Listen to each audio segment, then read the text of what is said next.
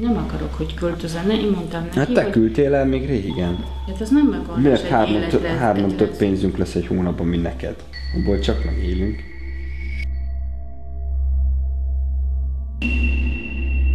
Képtelen voltam hatósághoz fordulni, hogy csináljanak már ugyan valamit, mert ugye én a börtönbe nem akarok kerülni a két kicsi miatt, hogy engem most ártatlanul elvigyenek az ő hülyeségük miatt.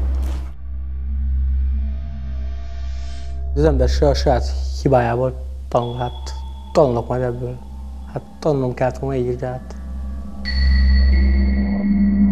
17 napot voltam Amsterdamban, azt megmondtam. És mit csinált 17 nap alatt Amsterdamban? Város nézés. Ezt a barit se én kezdtem. Azt tudom, Robi, hogy nem te voltál, de mindegy, azért kaptad, mert pártfogó felügyelet követted el, fia, akkor nem értelmezted. Mindenki tudta, de senki sem tudta bebizonyítani. Egy embernek mondtam el.